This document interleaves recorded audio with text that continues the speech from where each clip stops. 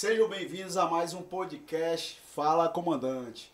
Muito obrigado à família da TV Metrópole que nos acompanha todas as manhãs dos domingos e também a você que está aí no nosso YouTube nos acompanhando com a cara no celular.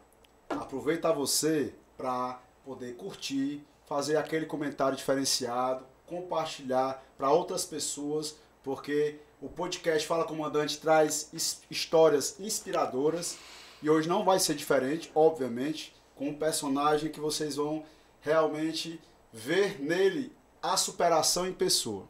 E também não se esquece de... A hora de se inscrever e acionar o sininho. Muito bem. Então, você que está aí no YouTube ou na TV Metrópole, muito obrigado pela sua presença conosco. Eu sou Wendson Borges, mais conhecido como Sargento Borges. Eu sou Carlos Moreira. Meu amigo, eu vou lhe contar. Nosso convidado, ele veio de um estado vizinho, mas há quase 25 anos mora no estado do Ceará. Já. Cearense, né? Imperatriz do Maranhão. E tem uma história de superação de vida magnífica que a gente vai contar aqui. E os feitos dele, né? Tudo que a galera tá esperando, tá naquela expectativa, vai ter hoje no programa. Você falou Fortaleza, TV Metrópole, também estamos em Sobral, Isso. Canal 46.1. Não esquecendo, você que está no Instagram, de ir lá e acompanhar o Instagram da Aspra Oficial, que é a nossa principal patrocinadora. Ela é nada mais, nada menos do que a maior associação representativa de militares estaduais. E aproveita também e vai lá no Sargento Borges 190, que é o meu Instagram. O Carlos, ele não tem muito interesse não, ele é aquele jornalista das antigas, ele é o cara só de rádio. Máquina de escrever. Rapaz, eu tenho que mandar logo aqui um abraço especial para esses caras, né? Olha, mandar um abraço para o meu comandante, subtenente Amanso, que também é professor, é um cara que é comunicador e ele vai depois estar conosco aqui, participando do podcast Fala Comandante. E por último, tem o meu amigo Aloísio, de Maracanaú. Ele me abordou no posto de gasolina quando eu vinha de Camusim e nos identificou dizendo que é assíduo aqui no programa, sempre assistindo o Fala Comandante. Muito obrigado, Aloísio, pela sua audiência e aproveita e compartilha com outras pessoas para que elas também possam ter o conhecimento dessas histórias que impressionam, principalmente desse cabra que está aqui hoje. Ele é doutor, viu? Não é fraco, não. Agora, talvez ele vai dizer aqui o tempo, quando era criança, adolescente, sequer ele poderia imaginar que ele teria tido essa conquista. Estamos falando de... Doutor Sérgio. Doutor Sérgio. Doutor Sérgio, muito obrigado por você estar aqui conosco, compartilhando toda a sua experiência, toda a sua vivência, que com certeza vai impactar positivamente, porque é com o sofrimento que você cresce e você vai apresentar isso para os nossos internautas, os telespectadores da TV Metrópole. Muito obrigado e eu gostaria que você se apresente como você gostaria de ser apresentado. Primeiramente, obrigado pelo convite, é um prazer estar aqui conversando com vocês. Me chamo Sérgio Chaves, mais conhecido como Serginho, tenho 37 anos, sou natural de Imperatriz, no Maranhão. Já está no Ceará há quanto tempo? Cheguei aqui em volta de 2000 para 2001, por aí. 23 anos por aí, fazem 24 anos por aí. Antiga aqui. Já veio direto para Fortaleza? Ou passou por outras cidades? Eu passei por outra cidade. Antes de chegar em Fortaleza, eu gostei. Qual foi a peregrinação aqui no Ceará que você foi? No Ceará eu vim direto para Fortaleza, né? Ceará foi direto. Antes de chegar em Fortaleza, teve outras cidades. É uma história. Eita, né? vai ter que. É uma história grande, né? Tem que puxá-la. Do começo, né? Tudo começou quando eu tinha uns 7 anos de idade, que eu morava no interior do Maranhão. E Qual daí, era a cidade do interior? Centro do Toinho. Eu nasci em Imperatriz, mas porque nessa cidadezinha não tinha maternidade, não tinha cartório, então era lá que as pessoas nasciam e se registravam. Mas era uma cidade ou é um distrito? É um pequeno povoado, na verdade é um pequeno povoado, né? Nesse tempo era Centro do Toinho que eu morava. O que acontece? Aos 7 anos meus pais se separam e me leva para o Pará, junto com 2 irmãs. Quando quando nós chegamos no Pará, minha mãe viu-se sozinha, sem naquela outra cidade, com 3 filhos para criar, eu, né, com 7, outra irmã com 9, a outra com 12, por aí. Uma escadinha. Era uma escadinha. E um irmão ficou no Maranhão com meu pai. E a minha mãe foi e acabou encontrando logo outro relacionamento, justamente para ajudar a criar aquelas crianças, né? E eu... Não era nem por amor, era nem para poder ajudar. Para ajudar, com certeza, ela juntou aí o útil com o agradável, né? E para ajudar a criar essas crianças. Só que eu era muito apegado com meu pai, né, com meu irmão que ficou no Maranhão na época e com a minha família, né? Nós éramos uma família pobre, mas muito unida, assim, eu e meus irmãos, né? Então, aquele foi um baque muito grande para mim, eu ali com meus 7 anos. Ver outro homem no lugar do meu pai, eu não quis aceitar aquilo, né? Então, não fiz por onde ter um bom relacionamento com meu padrasto. E aí, para a minha mãe não ter novamente o casamento dela destruído, né, novamente, ela me manda de volta para o Maranhão, para a casa do meu pai. E daí, chegando no Maranhão, era a mesma coisa, o meu pai já tinha também encontrado outra pessoa, né, para construir uma nova família, e eu, do mesmo jeito que eu não aceitava, não queria outra pessoa no lugar do meu pai, eu também não queria outra pessoa no lugar da minha mãe. E aí começaram as brigas, né, minha com a minha madrasta, com o meu pai, e daí meu pai me manda de volta para o Pará, para a casa da minha mãe. É um ping-pong. Um ping-pong. Minha mãe me manda novamente para o meu pai, e o tempo foi passando, eu fui deixando os estudos porque não tinha como, não era? Meu pai me manda para a casa do Antia, depois para a casa da minha madrinha, para a casa da minha avó, depois me manda novamente para o Pará de novo. E aí eu já tinha 11 anos de idade, quando eu estava na minha mãe, e que ela me mandou novamente para o meu pai. E ali naquele ônibus ali, eu com 11 anos de idade, com um sentimento de troca, né, porque para mim, ali a minha mãe estava me trocando pelo meu padrasto, por isso que ela me mandava para o meu pai, e o meu pai estava me trocando pela minha madrasta, né, por isso que ele me mandava para minha mãe. E ali com aquele sentimento de troca, de abandono, eu desviei o caminho. E uma viagem que era de 280 quilômetros entre essas 2 cidades se tornou mais de 1.000. E você estava sozinho no ônibus? Sozinho. E podia, nesse tempo... Naquela época podia, né? Naquele tempo, principalmente ali no interior do Maranhão e do Pará, não tem, até hoje não tem. Para lá não. Para lá você coloca uma criança no ônibus e deixa lá na cidade tal e vai ter alguém esperando. É desse jeito. Aí o que acontece? Eu fui e acabei chegando em Teresina, no Piauí. Né? Eu sem conhecer ninguém em Teresina, cheguei naquela cidade grande, um menino do interior. Sem uma banda no bolso. Sem nem um centavo. Quando eu saí de casa, minha mãe tinha me dado o troco da passagem, que tinha sido R$6, né? Mas aí já tinha se acabado, né? Cheguei em Teresina sem ter ninguém me esperando, sem conhecer ninguém naquela cidade grande. Acabei tendo que morar nas ruas. E aí passei aproximadamente 1 ano. Sem comunicação com ninguém. Sem comunicação com ninguém. Aquele era outros tempos, né? Não é igual hoje que a gente tem. Essa facilidade. Hoje tem celular, aquele tempo nem celular existia, né? Mas tava chegando. A época foi esse? Não, realmente não se comunicar, Sim, para dar um susto neles. Eu tava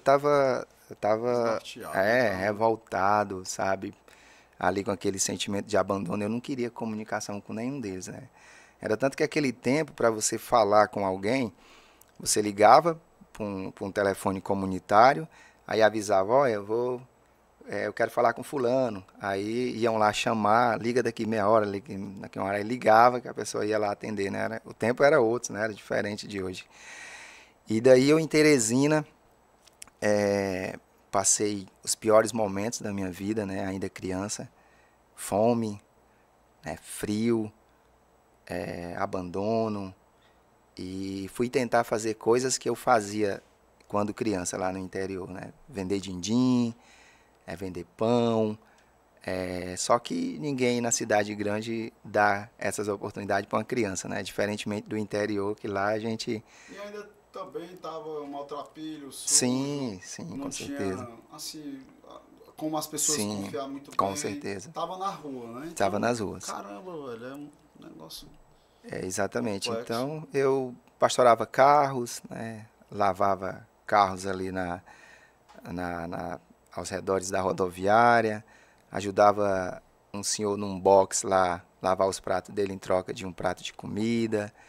E era assim, a minha vida em Teresina foi assim, Sobrevivendo. sobrevivendo, andando naquela cidade, conhecendo, que para mim era tudo novo, né? Eu como um menino que nasceu no interior, se cresceu na roça, sabe? Cheguei em Teresina, eu nunca tinha visto um semáforo, para mim era tudo novidade. Prédio, né? Nunca tinha visto um prédio, era só casinha de taipa, coberta com palha de coco babaçu, sabe? Então, para mim tudo era novo. E foi assim, né? Foi assim que eu sobrevivi em Teresina. Daí, aproximadamente um ano em Teresina, eu, sem essas oportunidades, resolvi seguir o caminho e foi aí que eu cheguei aqui em Fortaleza.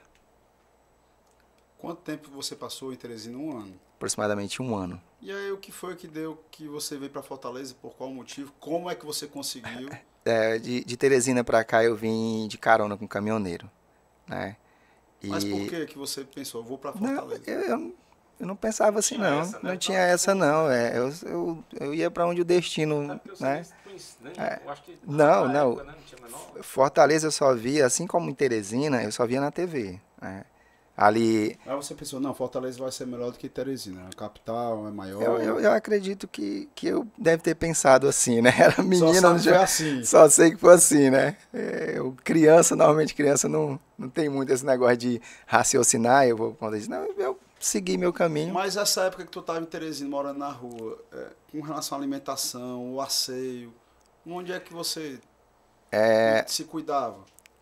Fazia Na- as suas necessidades? não tem muito essa de se cuidar, né? Quem está em situação de rua não tem muito essa, até mesmo porque não tem como você estar direto carregando coisa. Então, tomava banho em postos de gasolina, esses postos que tem grande estacionamento onde os caminhoneiros param, né, para dormir, para tomar banho, essas coisas. Então, tomava muito banho nisso.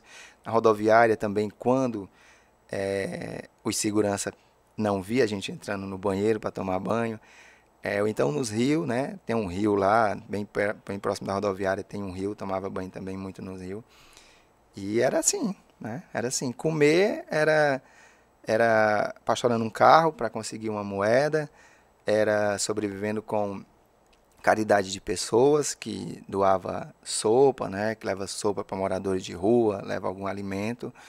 Era assim que a gente sobrevivia. Mas o fato de você ser criança, nenhum adulto lhe abordou em algum momento lá em Teresina? Poxa, uma criança, né? Não, não. Teve Tem outro morador muitas de rua pessoas. adulto que, rapaz, eu vou te proteger aqui.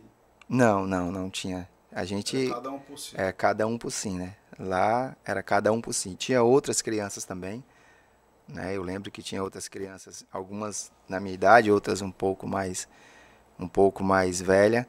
Aí a gente tinha aquela amizade de um ajudar o outro, né? Eu lembro que tinha um que tinha uma caixazinha de engraxar, então às vezes ele emprestava a caixa de engraxar pra gente, né, engraxar um sapato e conseguir também umas moedinhas. Trocadinho. Uns trocados. Aí chegou em Fortaleza com 12 anos. Cheguei em Fortaleza com 12 para 13 anos. Foi bater aonde aqui em Fortaleza? Rodoviária. O meu negócio era rodoviária, né? Porque eu tinha isso, eu ficava, igual como eu cheguei em Teresina, eu procurava a rodoviária e ficava ali aos arredores da rodoviária.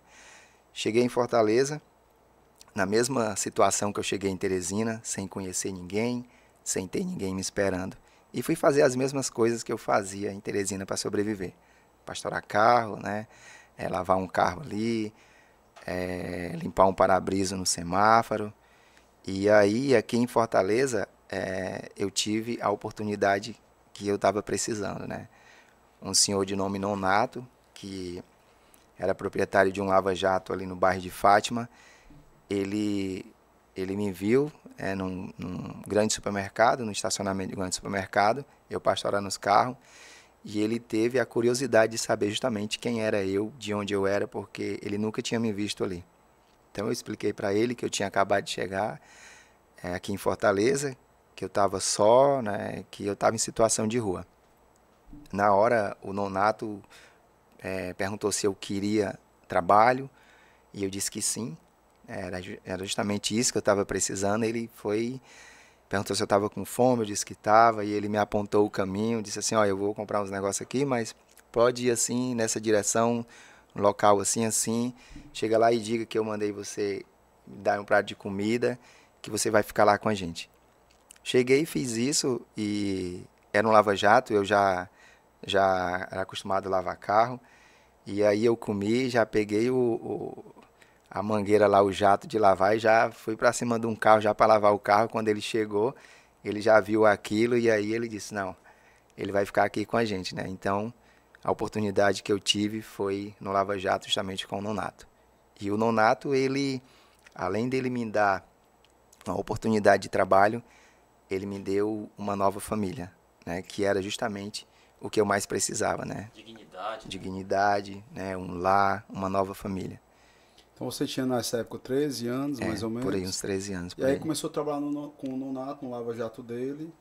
E quando você falou que ele entregou uma nova família, por quê? Como foi? Você morou no Lava Jato, morou na casa dele? Sim, sim. O Nonato, ele morava com os 3 filhos e a esposa no Lava Jato. Ah, ele morava lá Ele também. morava lá, né? Ele morava no Lava Jato. Tinha uma casa lá atrás do ambiente Lava Jato. totalmente familiar. Sim, um ambiente familiar. Tinha a casinha que ele morava. Uma casa também... Uma casa simples. pequena, né? Simples, com certeza. De Lava Jato, tinha uma borracharia.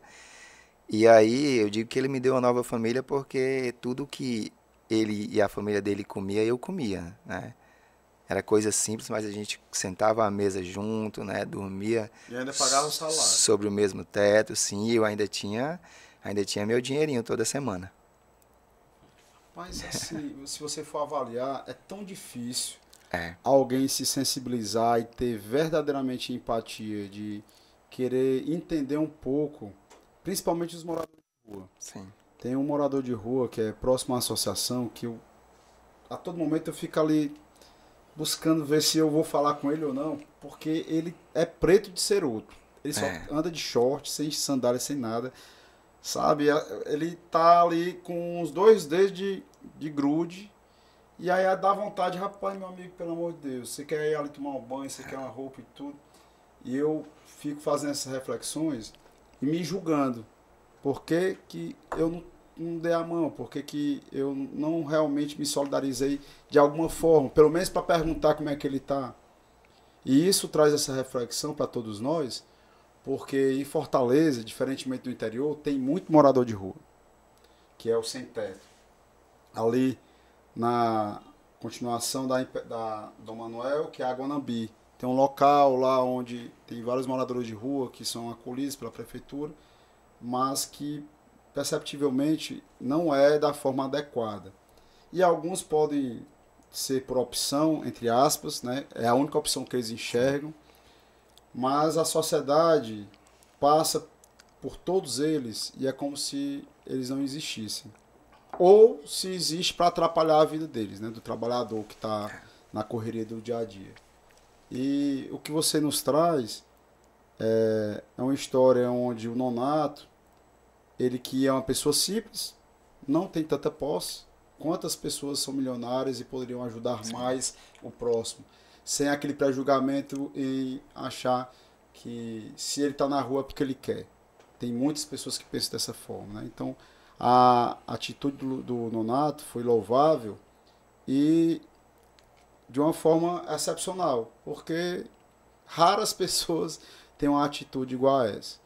Então, com 13 para 14 anos, você começou a viver em família com a família do Nonato, do Lava Jato, e depois foi voltar a estudar? E daí, né, o tempo passou, aconteceu com a família do Nonato a mesma coisa que aconteceu com a minha. Se separaram também. E aí a esposa do Nonato, na época... Você tinha qual a idade na época? Eu devia estar aí com uns 16 por aí, nessa época. Ah, era um pouco mais maduro, já né? estava um pouco mais... E aí ela Mas você morava lá, dormia lá? Morava então, lá. Você tornou filho sim, dele. eu estava lá. E aí a esposa do Nonato foi embora e levou os 3 filhos, né? Foram para Juazeiro do Norte. E o nonato ficou lá, fiquei com o nonato lá. Eles se separaram. Eles se separaram. E depois o nonato Arranjou. não, eu acredito que com a esperança de reatar o casamento, ele também foi para Juazeiro do Norte. Ele pensou, Sérgio, quer ir comigo, vai ficar aqui? Eu disse, não, eu vou ficar aqui. Eu já era um rapazinho, já tinha um teto, né? Já conhecia muita gente em Fortaleza. E aí, tinha feito uma já tinha de amizade. Sim, sim. Então, o nonato foi embora, foi para Juazeiro do Norte, né? Acredito que com a esperança de reatar o casamento, e eu fiquei no Lava Jato, né? E aí, chegou novos donos, Lava Jato, teve um que não aceitou, os antigos funcionários, e aí eu comecei a fazer entregas, né? Comprei uma bicicletazinha, aluguei um pequeno quartinho e comecei a fazer entregas, né? De bicicleta. Depois restaurante, né? De dia fazia entrega num restaurante, à noite em pizzaria, em pastelaria. Consegui depois comprar uma motozinha e comecei a fazer entregas usando a moto, né? Os estudos veio muito tempo depois. Primeiro eu fiz toda uma base primeiro, né? Fiz uma base. Continuou ali meio que sobrevivendo, Sim. né? Ali, todo dia. Sim, com certeza. Buscando matar um leão a cada dia. É isso mesmo. Então aí quando eu comecei a fazer entregas usando a moto, já com 18, sim, já era maior, né? Já era maior de idade. Cheguei a trabalhar em 3 lugares ao mesmo tempo, fazendo entregas, porque eu saía de casa umas 7 horas da manhã, aí entrava umas 7h30, entrava no primeiro trabalho, ia até umas 10h30, 11 horas. De lá eu ia para um terceiro, que era um restaurante, fazer entregas ali no restaurante, aproveitava e já ganhava o almoço, e já fazia umas entregas. Retornava para o primeiro, e quando eram umas 6 horas da noite eu ia para o terceiro, que era uma lanchonete à noite. Caramba. E saía umas 12h30 que eu retornava para casa, né? E tudo isso com a esperança de construir minha própria casazinha. Então, conheci minha esposa, aí... Foi nessa época? Foi nessa época. 19, 20 anos? Não, aí já foi bem mais, já tinha uns 25 anos por aí, já nessa época. 25 anos nesses 3 empregos. Era tipo Sim, Júlio, era tipo pior do que o Júlio, né? Pior que o Júlio, né? É 2, né? Eu tava em 3. E já conheceu a namorada, que se tornou depois... Sim, já tinha casado também com 25 anos. Sim, eu casei com 25 anos, né? Eu gosto de falar disso porque quando eu conheci a minha esposa, o pai dela não aceitava, né? O pai dela dizia que eu era um forasteiro, que eu ia só engravidá-la, que ela ia ser só uma mãe de família, né? Que não ia estudar, não ia nada. E aí eu disse, eu vou provar a ele que ele está errado sobre a minha pessoa, né? Primeira coisa que eu fiz foi comprar um terreno, comprei um terrenozinho, construí um quartinho, casei e fui para dentro e saí do aluguel, né? Qual bairro? José Walter. Aí coloquei ela para estudar, ela estava terminando um curso, estava terminando na época o ensino médio, e ela estava fazendo um curso de técnica de enfermagem, e aí ela saiu de casa, não tinha condições de pagar, e eu ajudei, né, ela a terminar o curso de técnica de enfermagem, porque eu estava pensando, eu vou provar para ele que ele está errado, né, pro meu sogro, porque ele não aceitava de jeito nenhum. É a melhor coisa do mundo, porque o que ele fez serviu de estímulo, Sim. de motivação para você. Sim, tudo. Se ele tivesse lhe tratado bem demais, não, tá aqui minha filha, fica à vontade. Tudo. Você ia acabar se acomodando. Bom, então com essa moleza aqui. Tudo na vida foi assim, as pessoas me julgavam e eu usava como combustível, né? Então, ela terminou o curso de técnico de enfermagem, disse, vou continuar, aí eu continuei ajudando, ela terminou o curso e começou um de enfermagem, que foram mais 4 anos. Já nível superior. Já nível superior. Quando ela terminou, continuou, fez uma pós-graduação em urgência e emergência. Aí quando ela terminou tudo isso, que eu já tinha uma base, né? Já tinha ali a casa, né? E você estava estudando paralelo a isso? Não estava estudando. Ainda não. Depois que ela terminou a faculdade, só trabalhava. Depois que ela terminou tudo, aí eu disse, agora eu volto a estudar. Agora é minha vez. Agora é minha vez. Voltei a estudar com 30 anos de idade. 30 anos? Voltar a estudar o quê? No ensino médio? Voltei na 4ª e 5ª série. Caramba, com 30 anos, 30 anos. Voltou pro ensino fundamental na 4ª série. 4ª e 5ª série. Eu só tinha a 3ª série do ensino fundamental.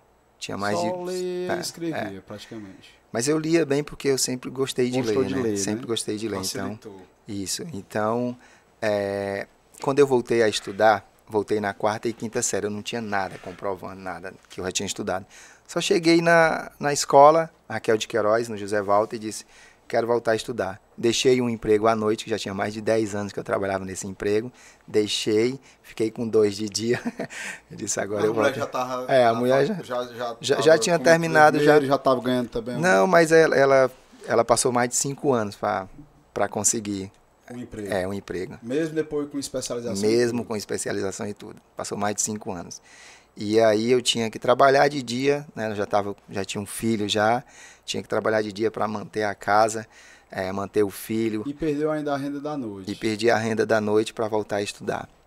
Voltei, muita coragem. Muita coragem. Isso em 2017. Voltei na quarta e quinta série. Durante o ano de 2017, fazendo o EJA 4, que é a quarta e quinta. Fiz o INSEJA, que é um exame nacional para a certificação de competência para jovens e adultos, que é uma prova do governo federal, tem uma vez por ano. Fiz essa prova, uma prova muito, muito cansativa, 120 questões e uma redação. Caramba. E aí o resultado só sairia em 2018 e eu continuei normal ali na minha quarta e quinta série. No meio do ano fui transferido para sexta e sétima, porque acharam, não, ele está um pouco avançado.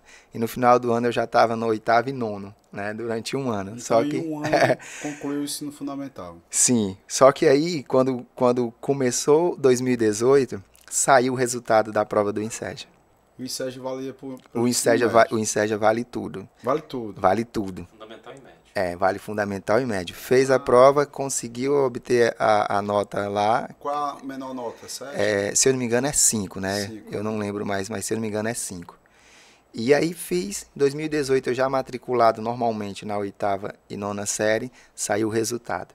Quando saiu o resultado eu só peguei, corri atrás do certificado, peguei o certificado, fiz o vestibular e ingressei no curso de Direito. Caramba!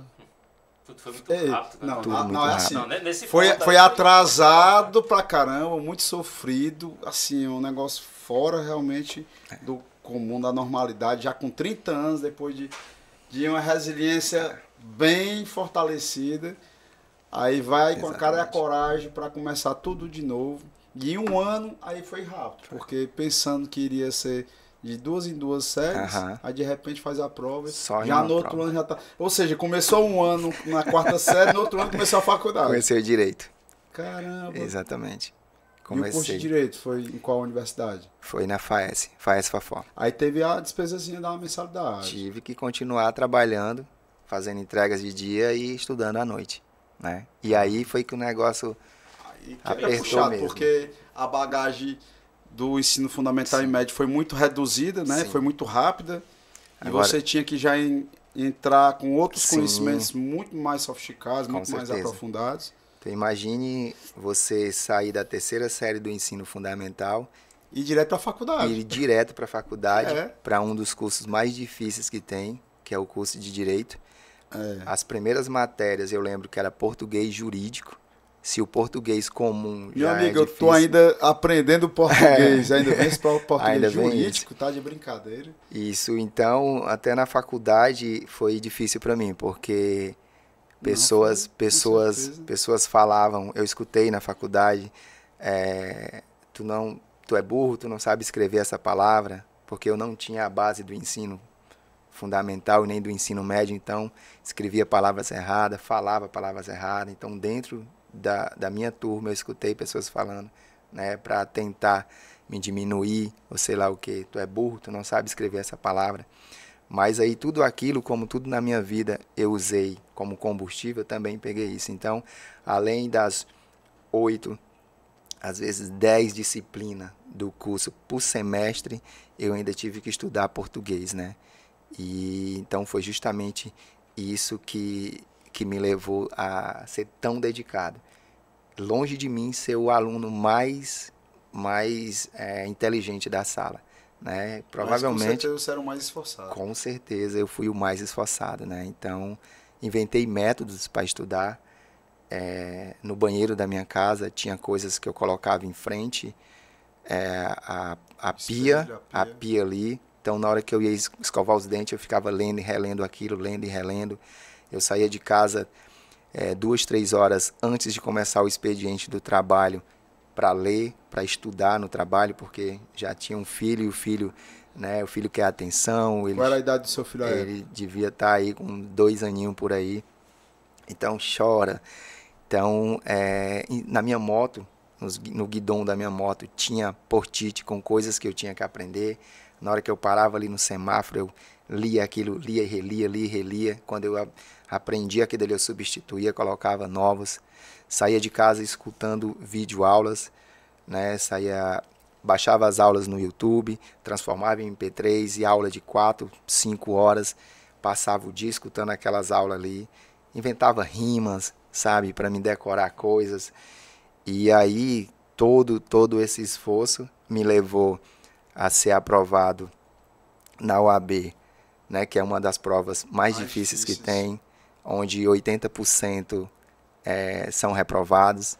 Me fez eu ser aprovado nela ainda no 9º semestre. Caramba, velho. Né, antes de terminar a faculdade. E são 2 fases. São 2 fases. A OAB tem a primeira fase, que talvez uma parcela de 60% Sim. consiga passar, Sim. mas o problema é a segunda Sim, fase. A segunda fase é mais difícil ainda, né?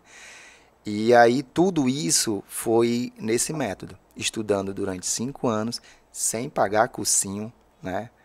Trabalhando em 2 empregos, com um menino pequeno, com tudo. Fez tudo isso sem pagar cursinho, né? Então foi por conta disso que a minha história teve uma repercussão tão grande, né? Terminei a faculdade e já fui direto pedir a minha OAB, né? É o que me impressiona, Serginho, né? Ou Dr. Sérgio Xavier. É porque a tua história de vida, e com todo respeito a todos os outros que participaram conosco, eu gostaria de mandar um abraço especial ao Capitão Silva, que também foi sem teto, teve uma história muito bonita, veio do interior do estado, enfim, ele relatou vários detalhes que tiveram com certeza significados muito fortes para as pessoas que nos assistem. Mas a tua história ela é emblemática, mais ainda por conta da trajetória de criança, de sair de um estado para outro, depois para outro estado. Tem ali uma pitada de loucura, mas criança também não tem juízo. E com todo esse sofrimento que você passou na sua infância, na sua adolescência, que não é fácil. Hoje nós temos uma geração que é muito mimizenta. Sim. As pessoas falam que é a geração do mimimi, que... A geração Nutella, né? Nutella, tem também outro termo, né, que depois vamos lembrar, que é tanta coisa. E aí, muitas vezes, a gente quer colocar a culpa na geração, como se essa geração não tivesse pais, e os pais não tivessem seus pais. Ou seja, é uma questão de formação, Sim. da educação que é forjada em casa. E no teu caso, a tua educação foi na rua. Obviamente eu não tenho nem como comparar minha história com a tua, porque eu tive mãe, só não tive pai, mas a mãe me deixava muito solta, então eu fui também muito de rua. Desde os 8 anos de idade eu vendia bolo, picolé, e tive várias atividades laborais para também pegar um trocado e ajudar em casa. Mas não tem nem como assim, chegar nem perto nem distante, na verdade, da tua história. E aí, com toda essa sequência de superação, parece que cada dia que passava você pegava um muro de 1 metro, depois um muro de 2 metros para poder escalar, e aí vai trabalhar no Lava Jato, aí depois tá em 3 empregos, tem um desafio do sogro, vai lá e casa e continua trabalhando, faz com que tua esposa ela galgue, né, os objetivos escolares, mostrando que era possível e tudo mais.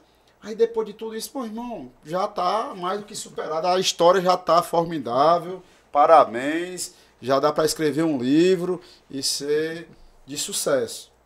Porém, pelo que eu estou percebendo, se duvidar, a história mais difícil foi fazer o curso de Direito. Né? O ano que foi um negócio aceleradíssimo, né, do 3º ano do ensino fundamental para terminar até o terceiro ano, né? É como se você fez em um ano ensino fundamental e médio, aí sair do terceiro ano fundamental direto para a faculdade, e aí ficar muitas lacunas de aprendizagem que não tem como, é impossível você ter o conhecimento, seja no português ou em outra atividade. O curso de Direito, ele é difícil, não só o curso, mas o mercado. Fala-se até, eu tive com um amigo aqui também no podcast, o Jesus Costa, que é administrador, contador e advogado de mão cheia, inclusive, muito bem conceituado. E por isso que eu faço questão de dizer, rapaz, quem termina um curso de Direito e é um bom advogado, ele tem que ser chamado de doutor. Porque tem que adquirir tanto conhecimento diário, tem que estar ali a todo momento se atualizando e buscando mais conhecimento que ele não tem. E aí você pega 5 anos intensos de faculdade, com as pessoas também lhe menosprezando, mostrando, dizendo que você não é capaz. E tendo que trabalhar em 2 empregos, e ter um menino de 2 anos, e a moto e tudo mais. Cara, é um negócio assim que de 100 não vai... Aliás, tem que colocar de 1000 vai ter 1. Eu queria botar 1%, mas não dá. Nem 1% da população tem a resiliência, Disposição, né? essa força interna que só pode ser divina, porque a imensa maioria da sociedade não é só uma questão de ser procrastinadora, de ser preguiçosa, de ser acomodada. É realmente ter um mínimo de disposição de vencer. E todos esses obstáculos que você passou, até passar no AB no 9º semestre, tem cara que tem tudo, faz faculdade E não consegue passar e não passa na OAB. Por mais que seja muito difícil, mas o cara não faz P nenhuma, meu irmão. Aí tem a garotada aí que a gente vê, é só reclamando com a cara na frente do celular, é só Instagram, é YouTube, é besteira. E esquece que o mundo é feroz. Sim. A concorrência é desleal e também vence quem é o melhor. Quem pagou o preço. E o teu preço foi muito caro. Foi caro. Eu posso até conhecer, mas no momento assim de cara, tirando o Capitão Silva, né, que ele teve aqui, mas com todo o respeito ao Capitão Silva, a tua história ela acaba tendo um drama ainda maior e uma superação que chega num patamar muito alto, porque quando eu te vi lá no programa, eu já tinha ouvido falar de você, eu achava que tinha sido mais ou menos esse negócio, era uma superação, mas depois teve a ajuda lá do Nonato, depois o homem se tornou doutor. Não, teve que ter mais dificuldade, é impressionante, né? E o seu sogro hoje, ele olha pra ti e diz o quê? Ele colocou em mim um apelido de forasteiro, né? Na época ele me chamava de forasteiro. E hoje? É Serginho? Não, hoje se me chamarem de forasteiro, hoje ele pega A, né? Ele fica com raiva, né? Aí ele é teu defensor. Hoje é. Mas uns 3 anos depois que a gente se casou, né? Eu e a filha dele, aí ele acabou percebendo que ele estava errado e nos tornamos amigos, né? Não, E o bom é isso, né? E o pai é pai. Sim. Você, no lugar dele, provavelmente teria as mesmas atitudes, porque é o sentimento de protetor, né? Esse cara, não sei quem é, ele veio de outro estado, ele estava na rua. Infelizmente existe o pré-conceito e o pré-julgamento. Infelizmente é natural do ser humano. Eu, você e qualquer um que está nos assistindo tem isso. Não adianta ser hipócrita em dizer que não tem. O que nós precisamos ter também é um senso de buscar mais conhecimento sobre o próximo, de buscar entender. Então, o que foi que aconteceu com o teu sogro? Ele teve esse pensamento inicial, mas com o passar do tempo, ele teve a oportunidade de te conhecer melhor. E ver o quanto tu é resiliente, tu é perseverante. Aí, rapaz, que orgulho que eu tenho de ter ele na família. Né? Passou a ser filho. É isso mesmo. E é justamente por conta desses preconceitos que a sociedade tem que eu escolhi o direito. Para ser também defensor. Para ser, né, para saber me defender, para saber, principalmente no começo, eu tenho que saber os meus direitos, eu tenho que saber me defender. Porque a minha vida toda foram pessoas me julgando, né? Teve uma certa vez que eu fui acusado de furto em um grande supermercado. E aí mesmo eu mostrando a nota do produto que eu tinha, mesmo assim as pessoas, os seguranças me levaram para dentro de um banheiro, Caramba. fizeram eu tirar a roupa, olharam todas as lixeiras que tinha no banheiro para ver se tinha alguma coisa, e mesmo assim eles fizeram isso comigo e simplesmente vai-se embora, né? Isso aí foi já aqui em Fortaleza? Sim, foi aqui em Quantos Fortaleza. anos você tinha? Eu já homem, já casado, Caramba. né? Eu já homem casado. E daí, nesse dia, quando eu saí daquele supermercado, dentro daquele banheiro, todo mundo me olhando, porque as pessoas viram eles me levando para dentro do banheiro, né? E também viram eu saindo. Então, todo mundo olhando para mim, foi uma das maiores vergonhas que eu passei. Então, eu disse, cara, eu vou voltar a estudar e eu vou ser advogado para me saber me defender numa situação dessa daqui. E foi justamente isso que eu fiz, né? Me Ou tornei seja, advogado. foi mais uma provocação. Sim. Foi mais uma motivação, Mais uma motivação. por parte desse preconceito de Sim. pessoas que não acreditavam Sim, em você. com certeza. Sérgio, e a tua relação com teus pais? Você se distanciou, teve essa nova família que lhe acolheu? Sim. Houve, depois de muitos anos, contato com a tua mãe, com teu pai? Sim, acredito que 2 anos depois que eu tinha desaparecido, né, eu entrei em contato com a irmã minha. Ninguém sabia onde eu estava, ninguém sabia nada de A mim. irmã era mais velha? A irmã mais velha. Mais velha.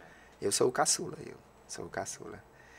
E daí eu mandei uma carta para ela, explicando tudo, dizendo que eu estava bem, né. Esse foi o primeiro contato que eu tive com eles depois de aproximadamente 2 anos que eu tinha desaparecido. Já estava Já- no POI nessa época? Não, eu Já estava estava aqui. Fortaleza, Estava já em estava Fortaleza aqui, né? aqui com o Nonato, né. Certo. Já Então, estava em Fortaleza com o Nonato. então já. foi mais tempo, foi não? Saiu de casa com 11 Não, anos. eu passei mais ou menos 1 ano na rua e quando eu cheguei no Nonato, né, verdade. entendeu? Então mandei essa carta avisando, né, como é que eu estava e tal. E depois eu fui lá, depois já, muito tempo depois eu fui lá, né.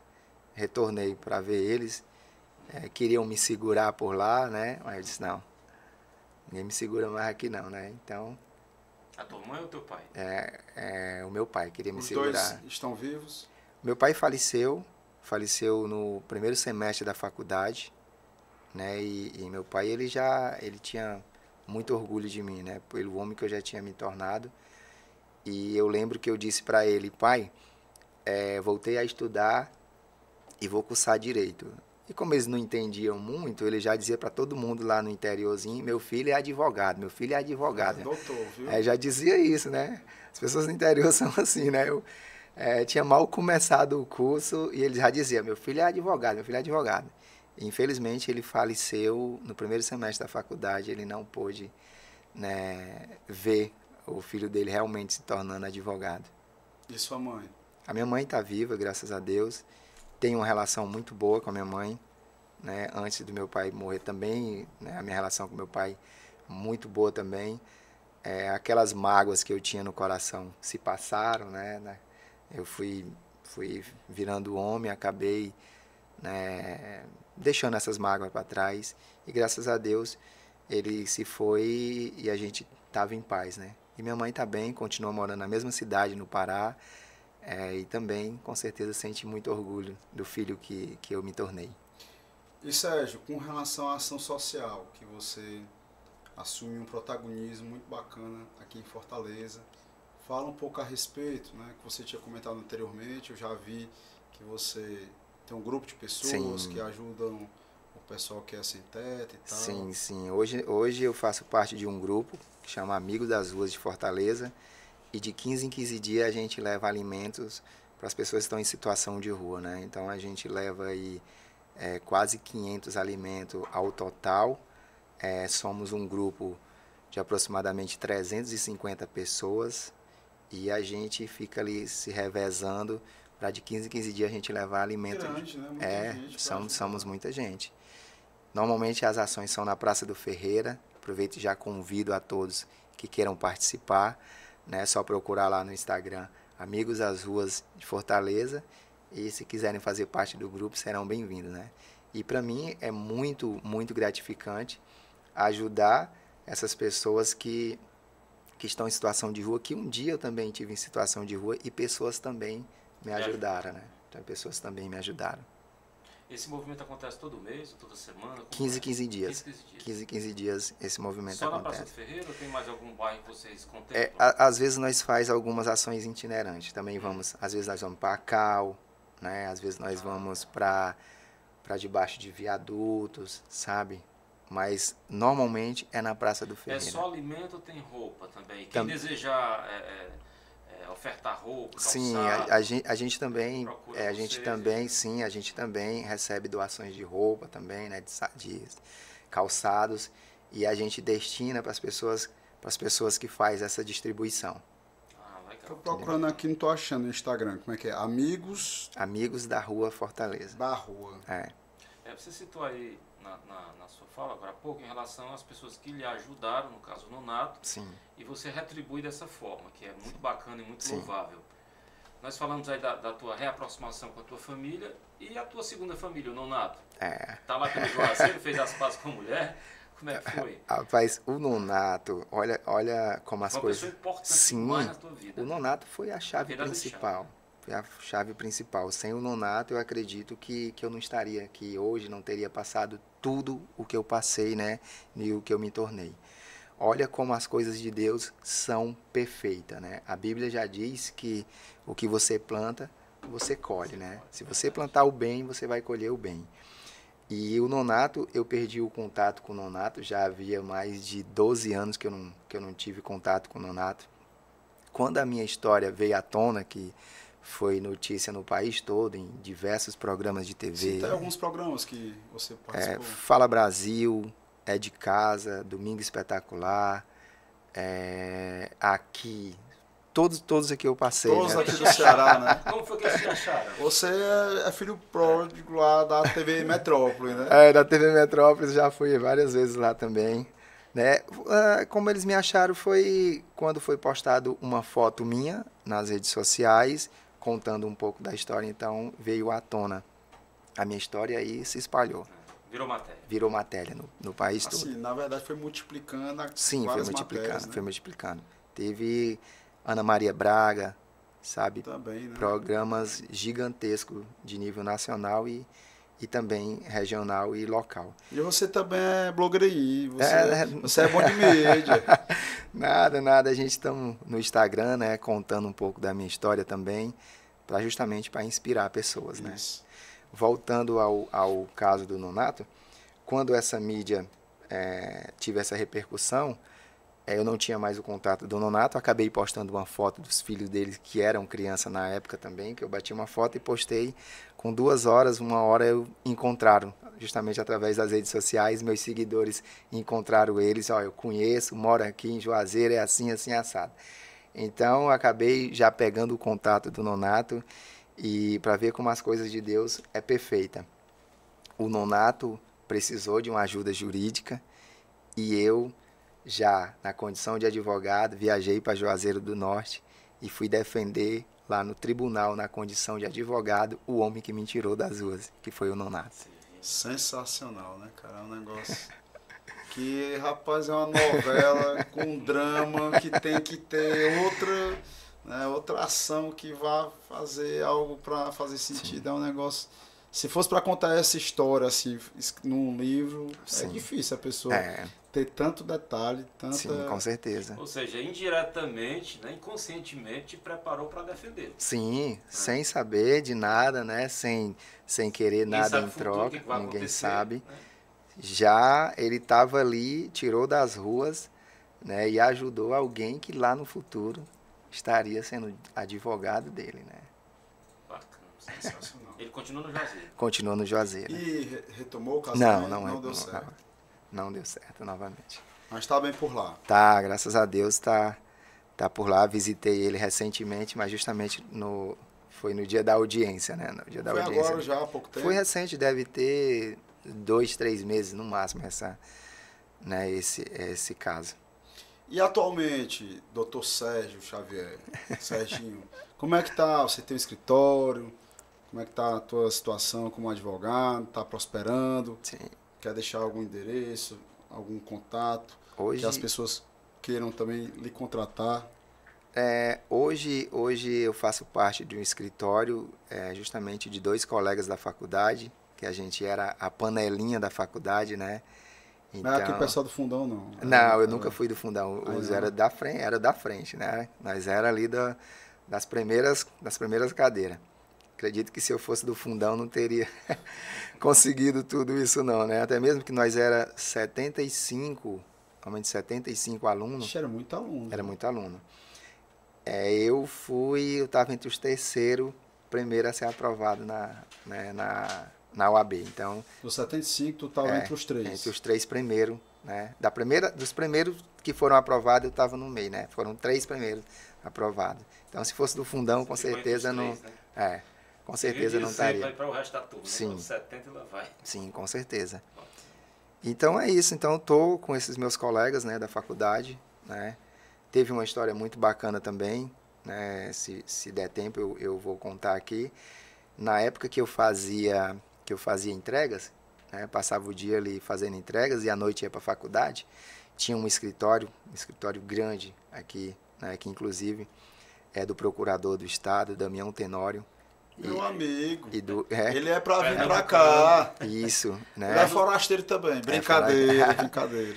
É meu amigo, ele tá convidado para participar conosco aqui. Já deixo um abraço para ele e pro Henrique Girão, né? É um ser humano sócio da curva total. E aí você imagina, nessa época eu fazia entrega para eles naquele escritório, uma coisa mais linda. Não, o negócio é chique demais. Você tem medo até de sentar, porque se quebrar alguma coisa ali, oh meu Deus do céu, exatamente. Passar a vida não consigo pagar. Então eu fazia entregas para eles, né? Eu cursando direito, né? Eles não sabiam da minha história, não sabiam quem era. Eu era só um entregador que ia ali deixar comida para eles. E eu ficava pensando, já pensou um dia eu estagiar nesse escritório, um dia eu trabalhar nesse escritório? E aí no último ano da faculdade eu tive que deixar, né, o trabalho para me dedicar só à faculdade, o TCC, né, o estágio, que realmente é muito pesado, é muito, muito puxado. E daí teve a oportunidade de eu estagiar no escritório, né, do Damião Tenório e do Henrique Girão. E aí eu comecei a estagiar no escritório que eu fazia entregas. Caramba. Rapaz, a gente pensa que as histórias acabaram, é outra história que chama muita atenção. Ser obstinado, né? Sim. Obstinado e iluminado. É aquilo e pronto. Parece que Deus lhe testou desde quando você era criança. Para eu testar aqui, aí vou mostrar que vai ter um resultado. Se ele tiver perseverança... atrai, né? Sim, com certeza. Atrai tudo que é bom. E exatamente. Você pensou, naquele momento da entrega, só coisas boas. A coisa se realizou. Só coisas boas. Então, nesse escritório que eu fazia entrega, me tornei estagiário e quando eu recebi meu AB, eu fui efetivado no escritório que eu fazia entregas. Né? Passou, ainda está lá ou passou? Não, hoje eu estou com alguns colegas, né? Estou com os colegas da faculdade. Passei mais de ano. Foi mesmo. Passei mais de anos lá no... Caramba. Aprendi muitas coisas, né, com o doutor Damião Tenório. Não conheço nenhum advogado que seja mais comercial do que o Damião. Ele é desenrolado. Ali é o cara que... Persuasão é o sobrenome dele. Ele é fera. Você teve um bom professor, né? Estagiar com ele, com a equipe. Sim, dele, com certeza. Eles são extremamente competentes. Com certeza. Henrique Girão me ajudou bastante, assim como o Damião Tenório, né? O doutor Damião Tenório me ajudaram bastante, né? Importante. Sim, com certeza. Que bacana essa história. Aí hoje tem só um filho? Hoje eu continuo, né? Só um filho, 8 anos. Já está trabalhando na área de enfermagem? Está trabalhando, graças a Deus. Tá todo mundo bem. Graças a Deus. Agora está rico, é advogada, a mulher é doutor. Dono de escritório. Dono de escritório. Não é bem assim não, né? Estamos caminhando, né? Continuamos firme e forte, lutando, né? E com a mesma persistência. Mas você tem a riqueza que mais importa, que é a saúde. Sim. E a perseverança, porque as pessoas querem alcançar o sucesso sem pagar o preço. Sim. As pessoas querem o fácil. E você só teve até agora o difícil. Mas mesmo assim você transformou em algo que seja positivo, que seja algo que lhe dê o retorno, né? Para chegar no patamar que você chegou. Eu tive que abrir mão de muitas coisas. Muitas coisas. Muitos momentos com a família, né?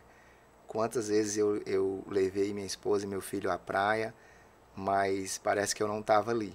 Eu levava livros e dizia, vão se divertir, eu fico aqui debaixo de uma sombrinha aqui Estudando. e estudar, entende? Então, aniversários, as pessoas me convidavam, né? Convidava a família, eu não podia ir, abri mão de muitas coisas, muitas coisas, né? Mas graças a Deus Valeu a pena. valeu a pena, né? Valeu a pena todo o esforço. Mas eu costumo dizer que de todas as minhas conquistas, a maior foi minha família, né? A maior é meu filho, é minha esposa, servir de exemplo para o meu filho é uma coisa que me deixa muito, né, muito alegre, porque eu não tive essa base na minha família, né? Eu não tinha em quem se espelhar. Meu pai, a não ser, né, na honestidade, né, no caráter, que o meu pai foi uma pessoa honesta, uma pessoa de caráter, mas aquela coisa de falar, meu pai é advogado, né, meu pai é professor, meu pai é médico, alguém para você olhar e falar, eu vou seguir os passos do meu pai ou da minha mãe, né? Meu pai faleceu semi-analfabeto, a minha mãe é analfabeta, os meus irmãos não conseguiram ultrapassar o ensino médio, sabe?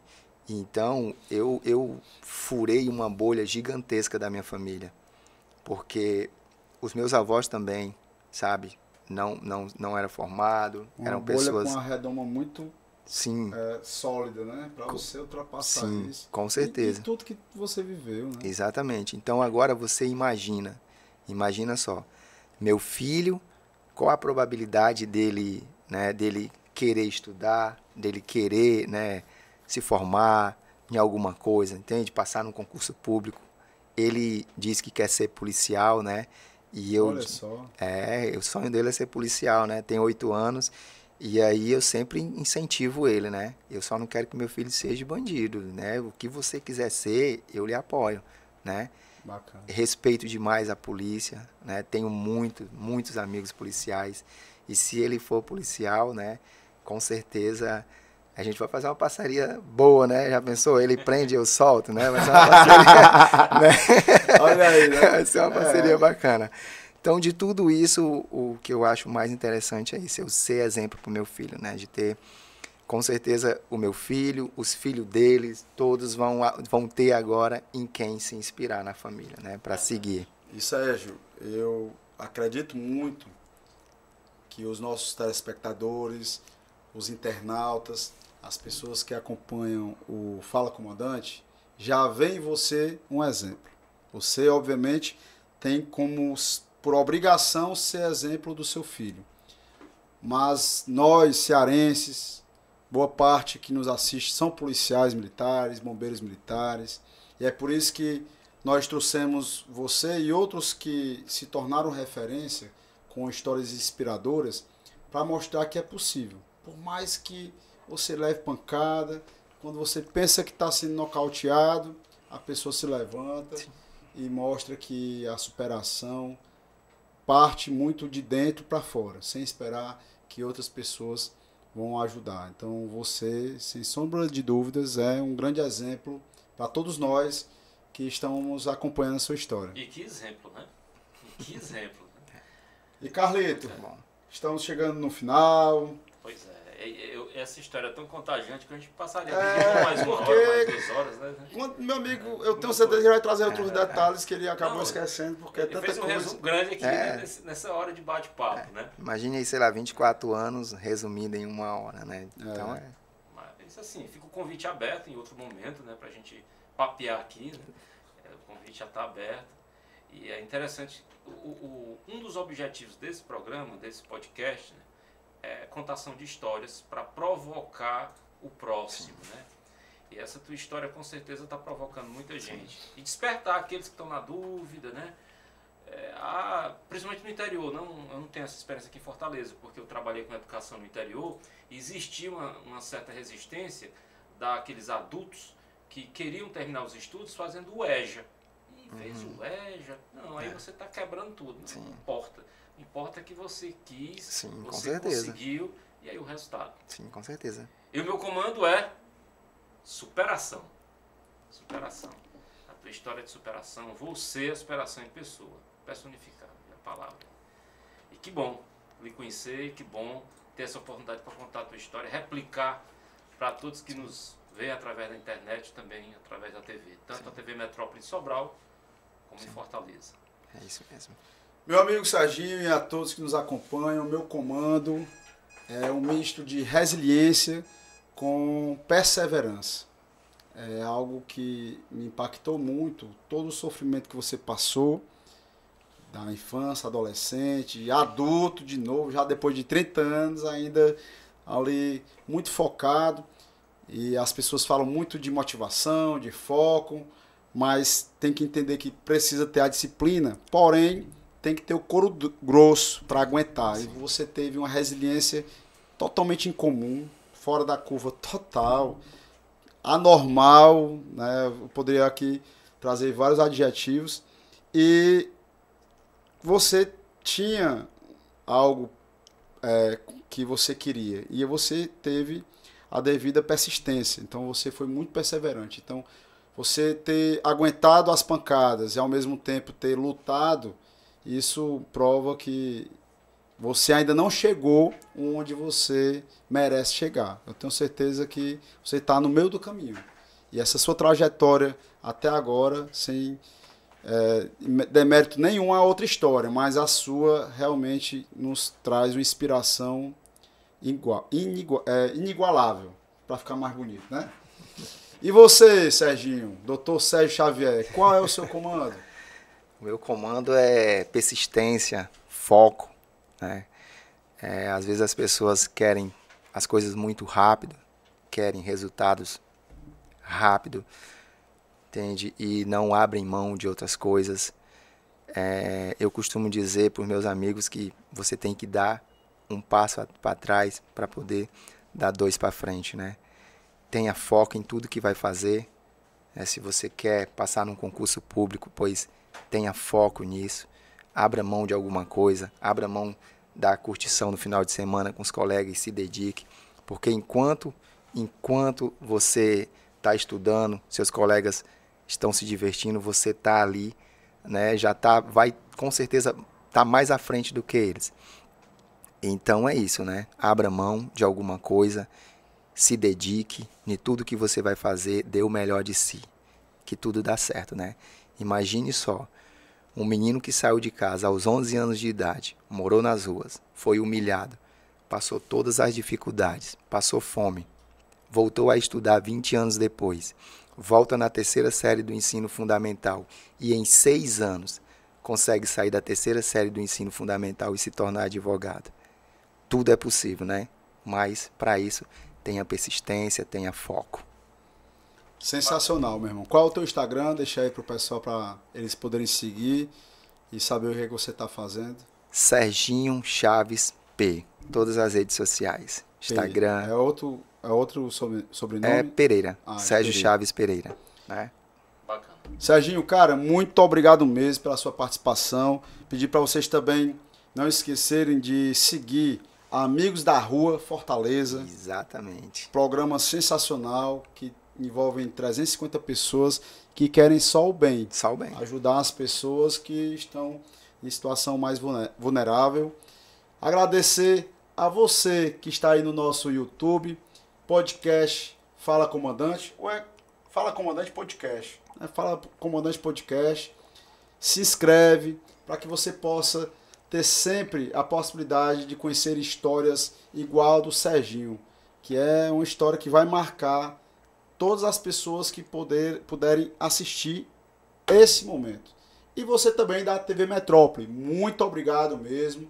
Não esquece, você, policial e bombeiro militar, que a ASPRA, Associação das Praças do Estado do Ceará, é a melhor e maior associação do Norte e Nordeste. Isso quer dizer que, se você não é associado à ASPRA, você está perdendo a oportunidade de ter uma retaguarda jurídica de alto padrão, de ter clubes de lazer, de ter vários outros benefícios que só a ASPRA tem a oferecer a você.